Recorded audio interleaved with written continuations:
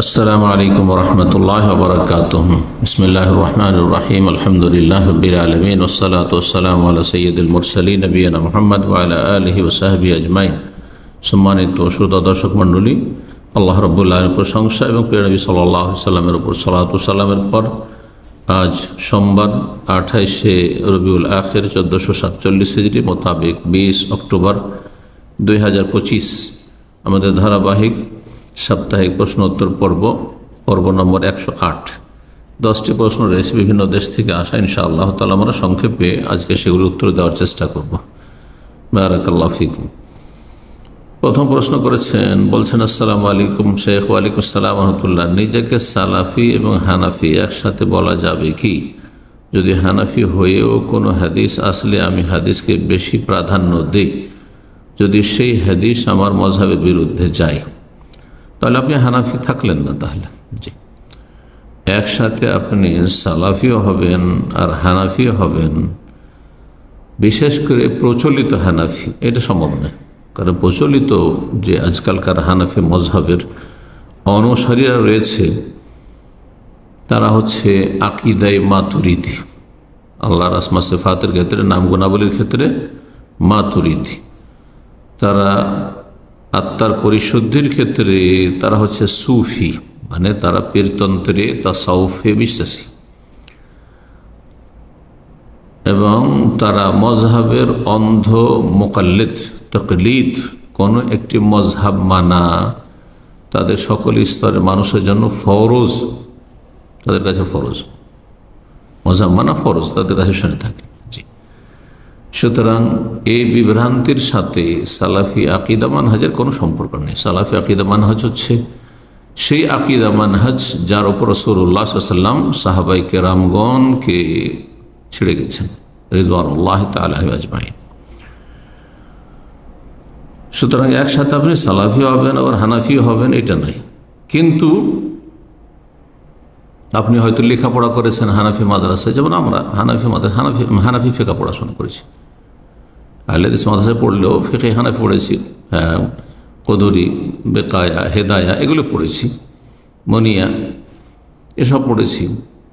সুতরাং আমি ফিকহ চর্চার ক্ষেত্রে, লেখাপড়ার ক্ষেত্রে আমি হানাফি ফিকহ পড়ে বড় হয়েছি, এই অর্থে হানাফি। এই অর্থে ইবনে তাইমিয়া রাহিমাহুল্লাহ হাম্বলি ফিকহ পড়ে তিনি বড় হয়েছেন। জি, ইবনে রাজব হাম্বলি ওই রকম হাম্বলি। জি, যতগুলি আইম্মা কেরাম দেখছেন হাম্বলি, কিন্তু তারা সালাফি এইরকম লেখাপড়ার ক্ষেত্রে। জি, সৌদি আরবে হাম্বলি ফিকহ পড়ানো হচ্ছে সাধারণত। তো যে ব্যক্তি লেখাপড়া করেছে হাম্বলি ফিকহ, সে বলতে পারে যে আমি ফিকহে চর্চার ক্ষেত্রে, লেখাপড়ার ক্ষেত্রে ছাত্র হিসাবে আমি হাম্বলি, কিন্তু আকিদা মানহাজে আমি মুহাম্মদি, আমি আহলুল হাদিস, আমি সালাফি, আমি কোরআন সুন্নাহর অনুসারী। জি, প্রতিটি ক্ষেত্রে কোরআন সুন্নাহকে প্রাধান্য দিতে হবে। এটি হচ্ছে রাসূলুল্লাহ সাল্লাল্লাহু আলাইহি ওয়াসাল্লামের ছেড়ে যাওয়া দিন, আমানত। যদি হানাফি হয়ে কোনো হাদিস আসলে আমি হাদিসকে বেশি প্রাধান্য দিই, সাধারণ মানুষ আপনি কেমন করে বুঝবেন যে এটি সহি হাদিস এবং এটা প্রাধান্য দেবেন কি করে? তাহলে আপনাকে হানাফি আলেমদের, যারা প্রচলিত তকলিদে বিশ্বাসী, মযহাবের তকলিদে বিশ্বাসী, তাদের কাছ থেকে ফতোয়া নিলে হবে না, তাদের কাছ থেকে ইলম নিলে হবে না। আপনাকে এমন উলামাদের থেকে ফতোয়া নিতে হবে যারা কোরআন সুন্নাহ মোতাবেক ফতোয়া দিয়ে থাকে, কোনো একটি মযহাবকে ফলো করে ফতোয়া দেন না তারা। শেখ ইবনে বাজ, শেখ ইবনে উসাইমিন, শেখ আলবানী হাফিজাহুল্লাহ, এরকম আহলুল হাদিস উলামায়ে কেরামগণ ভারত, বাংলাদেশ, পাকিস্তানের, তাদের কাছ থেকে ফতোয়া নিতে হবে। সুতরাং আপনি নিজেকে সালাফি বলে আবার হানাফি বলতে যাবেন না। কিন্তু আমরা কখনো কখনো বলি কি, আমরা খাঁটি হানাফি। কারণ খাঁটি যে হানাফি হবে, সে আবু হানিফা রাহিমাহুল্লাহর যে সব উক্তি রয়েছে স্বর্ণাক্ষরে লেখার মতো, ইজা সাহাল হাদিস ওয়া হুয়া মাযহাবি, সহি হাদিস যখন কোথাও পেয়ে যাবে তখন সেটি আমার মযহাব জানবে।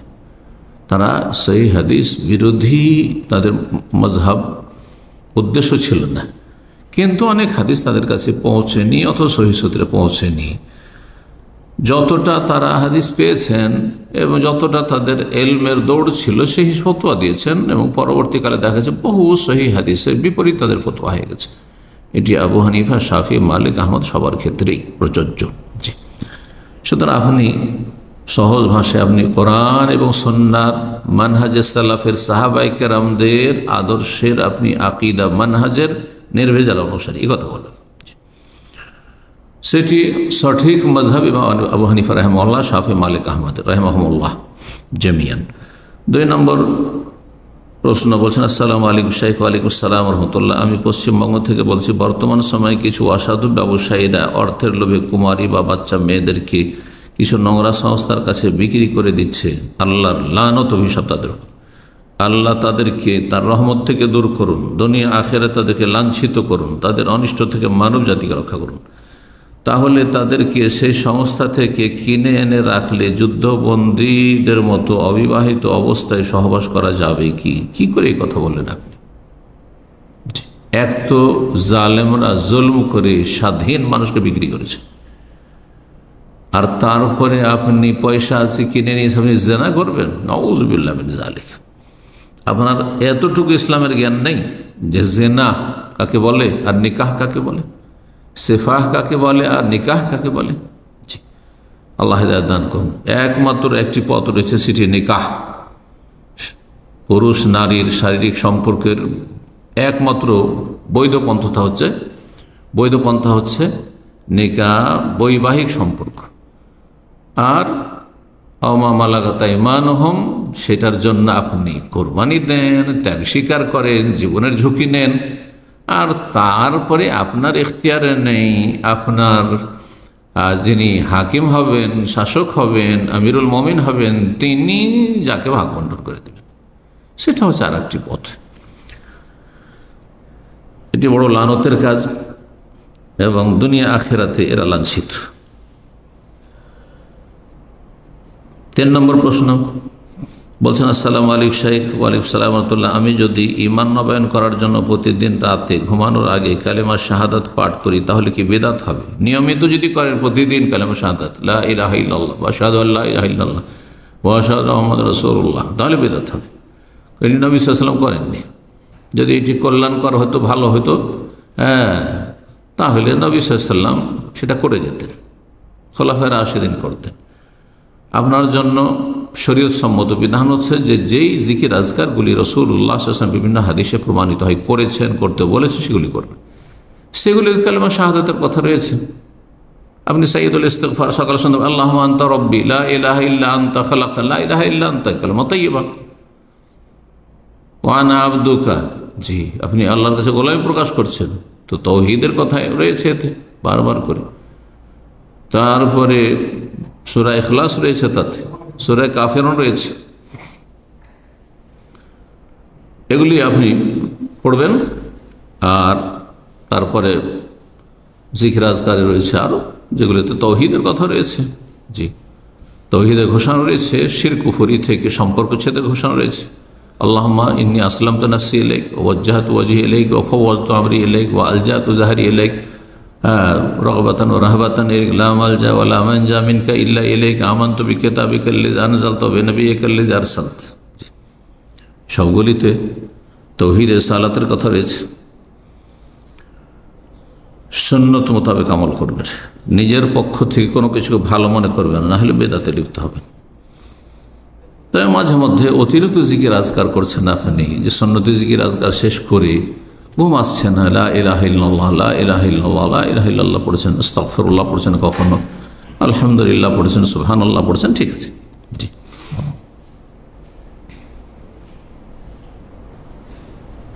4 নম্বর প্রশ্ন বলছেন, আসসালামু আলাইকুম শাইখ। ওয়ালাইকুম আসসালাম রাহমাতুল্লাহ। বর্তমান সময়ে দিনী ভাইরা হুকুম আহকাম শিরক বিদআত শিখছে, কিন্তু পরস্পর দিনী ভাইদের মধ্যে কেমন সম্পর্ক থাকতে হবে তা শিখেনি, শিখছে, আমল করে না। জি, তাদের ওস্তাদরা আলোচনা করছেন, কোরআন সুন্নাহ আলেমরা দিনের সব দিক নিয়ে আলোচনা করছেন, কিন্তু তারা সেগুলি আমল করছে না। আজকাল এলেম শিক্ষা যতটা করছে তার 5% আমল করছে না মানুষ, অধিকাংশ মানুষ। আল্লাহ হেদায়েত দান করুন। এই বিষয়ে সঠিক দিক নির্দেশনা উপদেশ দেবেন। আল্লাহ সকলকে হেদায়েত দান করুন, ইখলাস দান করুন। মানব জীবনে ইখলাস ইবাদত বন্দেগী কবুলের সবচেয়ে গুরুত্বপূর্ণ একটি শর্ত। ইখলাস মানে তাজারুদুলিল্লাহ, আল্লাহর জন্য দুনিয়ার সমস্ত স্বার্থ থেকে আপনি মুক্ত হয়ে যাবেন, স্বার্থের ঊর্ধ্বে চলে যাবেন, কোনো স্বার্থ থাকবে না। যখন আবার দুনিয়ার স্বার্থ রাখছেন আপনি মুসলিম ভাই বোনদের সাথে, তখনই সেখানে স্বার্থে আঘাত লাগলেই বা স্বার্থ হাসিল না হলেই, কুপ্রবৃত্তি যে আপনার রয়েছে তার চাহিদা পূরণ না হলেই, তখন আপনি দুর্ব্যবহার করে দিচ্ছেন, আপনার আখলাক চরিত্র ভালো থাকে না। আর যেখানে স্বার্থ আছে সেখানে গোলামি করছেন আপনি, পা চাটছেন আপনি, জি, তেল মারছেন আপনি। আল্লাহ হেদায়েত দান করুন। তাহলে মূল বিষয় হচ্ছে ইখলাস। আল্লাহর সাথে আপনার সম্পর্ক গভীর হবে এবং আল্লাহর সাথে যার সম্পর্ক যত বেশি তার সাথে আপনার আমার সম্পর্ক তত বেশি। এটি হচ্ছে আত্তাজারুদুলিল্লাহ, আল্লাহ যেন দুনিয়ার সমস্ত স্বার্থ থেকে মুক্ত হওয়া।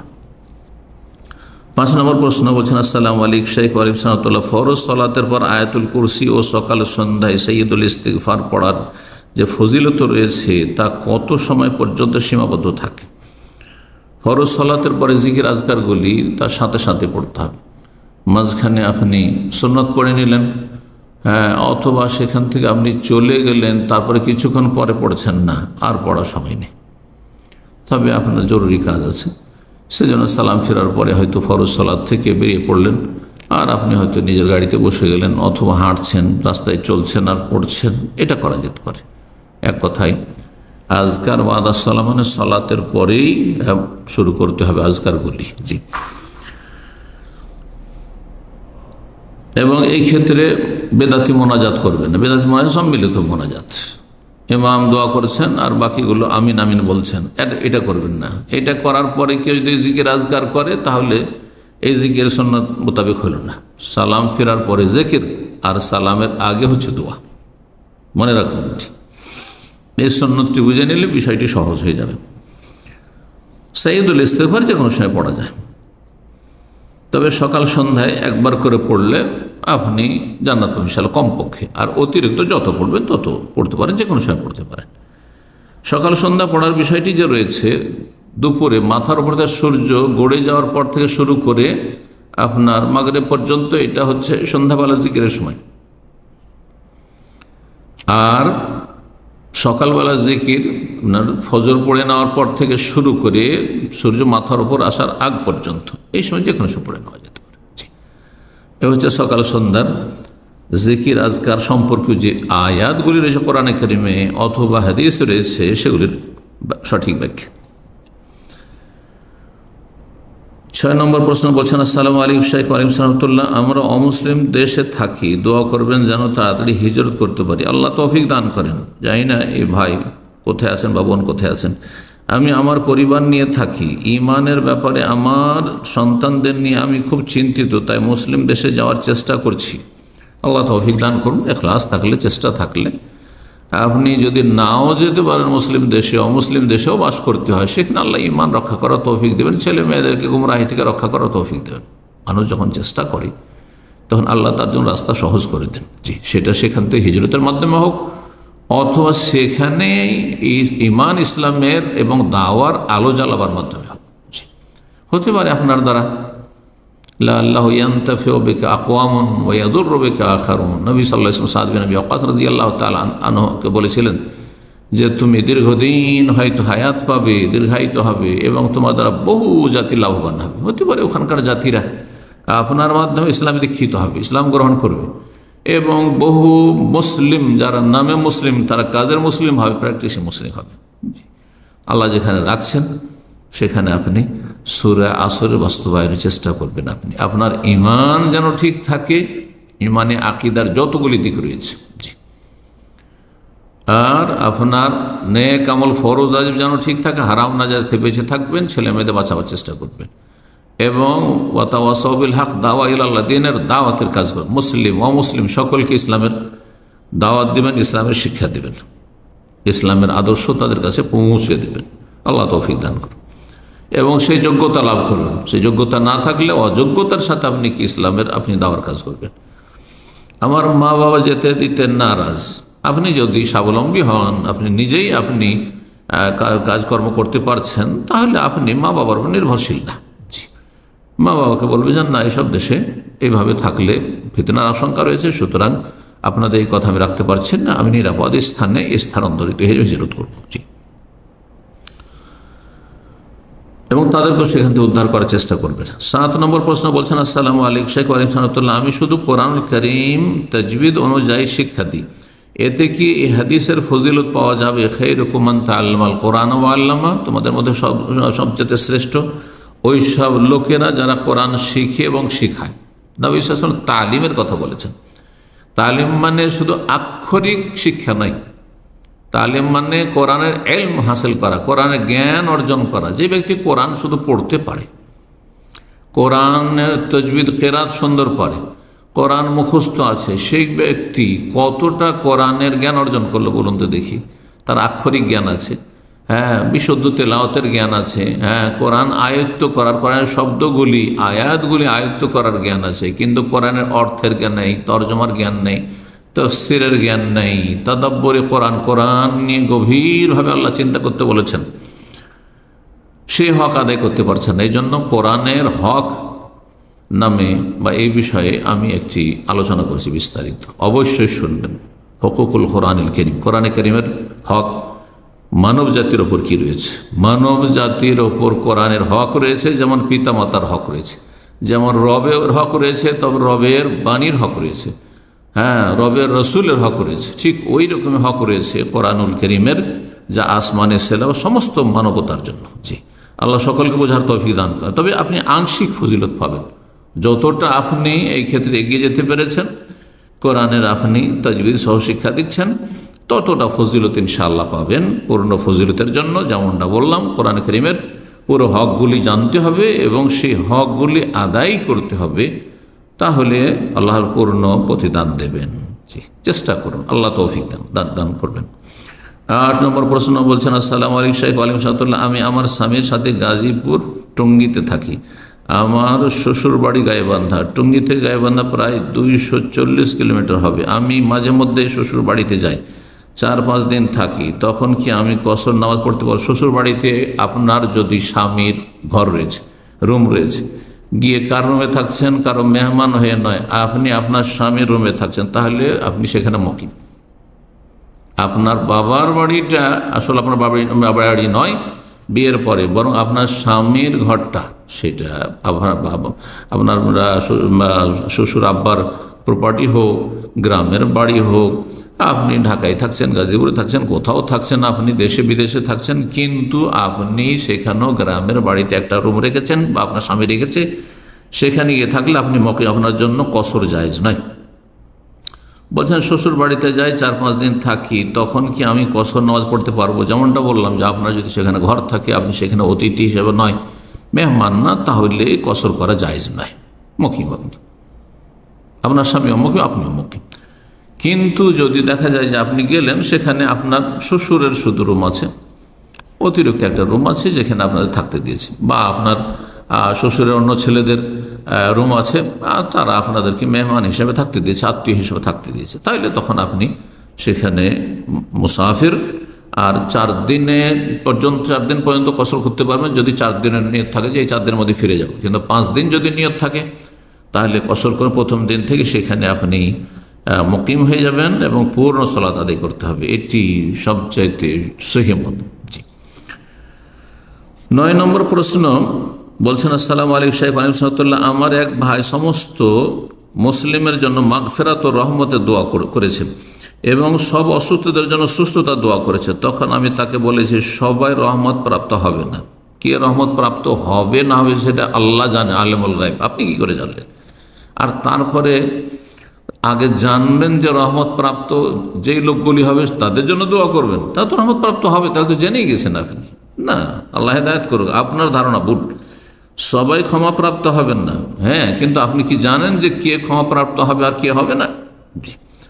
মুসলিম ইসলামের অবস্থায় ইমান ইসলাম ভঙ্গ করে যদি না যায় তো ক্ষমা পাবে, সে সাজা শাস্তি পেয়ে হোক, জাহান্নামের আর কবরের দুনিয়ার ধাক্কা খেয়ে হোক শাস্তি, আর বালা মুসিবতে নিমজ্জিত হয়ে হোক, অথবা এমনি হোক।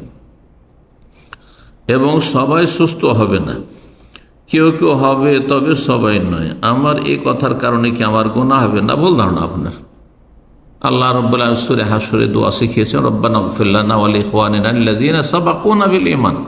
আল্লাহ আমাদেরকে ক্ষমা করে দাও এবং ওই সব ভাই বোনদেরকে আল্লাহ ক্ষমা করে দাও যারা আমাদের পূর্বে ঈমানের সাথে চলে গেছে, তাদের ঈমান ছিল। তাহলে মুমিন মুসলিমের জন্য তারা মারা গেলেও দোয়া করতে পারে তাদের জন্য, আর কাফেরদের জন্য জীবিত অবস্থায় দোয়া করতে পারে। যতদিন জীবিত আছে কাফের যদি আপনার হিতাকাঙ্ক্ষী হয়, আপনার ঈমান ইসলামের মুসলিমদের হিতাকাঙ্ক্ষী হয়, তার দ্বারা জনকল্যাণমূলক কাজ হয়, তাহলে তার জন্য দোয়া করতে পারবেন, আল্লাহ তাকে হেদায়েত দান করে দাও, তাকে ক্ষমা করে দাও। ক্ষমা করা মানে হেদায়েতের মাধ্যমে ক্ষমা হবে, না হলে ক্ষমা হবে না।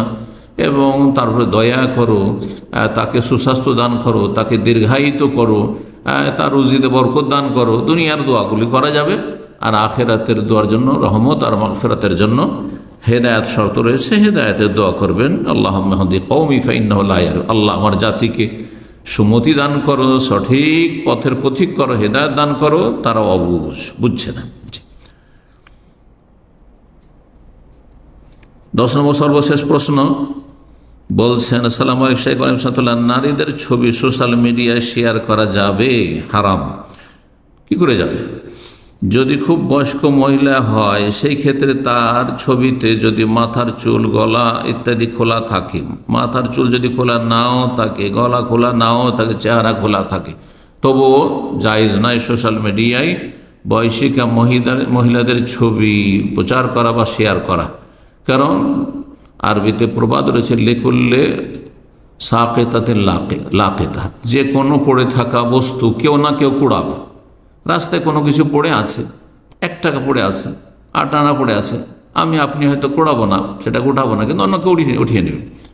তো একটা বুড়ি মেয়ের জন্য বুড়া আছে, একটা বুড়ি মেয়ের ওপর আকর্ষণ আছে, বুড়োর আকর্ষণ আছে।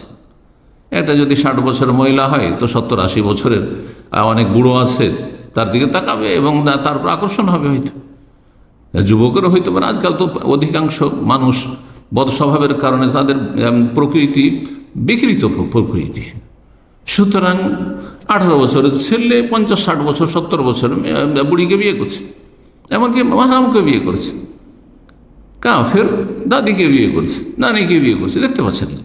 জি, সুতরাং কখনো জায়েজ না এটা। জি, বয়সিকা হোক অথবা অল্প বয়সী হোক, যুবতী হোক, খোলা অবস্থায় হোক একবারে, আর না হয় চেহারা খোলা হোক, জায়েজ নাই।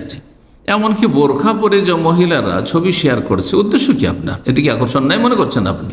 ফেসবুকে, সোশ্যাল মিডিয়াতে আপনি বোরখা পরে আপনার চোখের একটু ফাটল যে খোলা আছে, সেটা ফেতনার কারণ হইতে পারে না? অথবা আপনার নামটা লেখা আছে, আপনার পরিচিতি দেওয়া আছে, এটা অমুকের মেয়ে বা অমুকের স্ত্রী, এদিকে একটু ফেতনার কারণ হইতে পারে না? অনেকের জন্য ফেতনার কারণ হইতে পারে।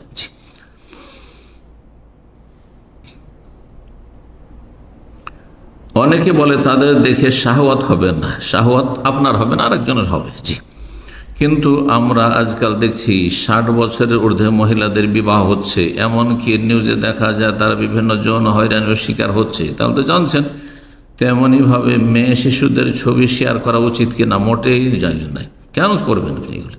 এমনকি ছেলেদেরই কেন শেয়ার করতে যাবেন? এতে অনেকের বদনজরও পড়তে পারে। এই না কাজে আপনার কচি কাচাদেরই কেন আপনি ছবি শেয়ার করতে যাবেন? উদ্দেশ্য কি? দুনিয়াকে দেখানো? আল্লাহ হিদায়াত দান করুন। কারণ তাদের ক্ষেত্রেও একই ঘটনা ঘটছে। আর এছাড়া অনেক সময় এই মেয়েরা বড় হয়ে পর্দা করে, তখন তাদের এই ছবি তাদের জন্য একটা যন্ত্রণার কারণ হয়ে দাঁড়ায়। তাহলে হারাম নাজায়েজ হওয়ার কারণগুলিতে আপনি বুঝছেন, মাশাআল্লাহ। এই জন্য আবার বলছি যে মহিলাদের বা মেয়েদের ছবি সোশ্যাল মিডিয়াতে এইভাবে শেয়ার করা জায়েজ নয়। বিশেষ করে যদি 9 বছরের ঊর্ধ্বে 10 বছরে পৌঁছে যায় তাহলে হারাম, আর তার নিচে যদি হয় তাহলে অনেক সময় জায়েজ হলে অপছন্দনীয়, এবং এটা আপনার জন্য, আপনার মেয়ের জন্য, আপনার কচি কাচাদের জন্য এটা ক্ষতিকর হইতে পারে, আর এটা বদনজরের কারণ হইতে পারে। যেমন কুদৃষ্টি লাগতে পারে, সরাসরি নজর পড়লে বদনজর লাগতে পারে, ঠিক তেমনই ছবির ওপর বদনজর পড়তে পারে। সুতরাং এগুলো থেকে বেঁচে থাকবেন। আল্লাহ রাব্বুল আলামিন যেন সকলকে সঠিক বুঝ দান করেন এবং কোরআন সুন্নাহ ভিত্তিক জীবনযাপনে তৌফিক দান করেন। সুবহান রাব্বিকা রাব্বিল ইজ্জাতি আম্মা ইয়াসিফুন ওয়া সালামুন আলাল মুরসালিন ওয়াল হামদুলিল্লাহি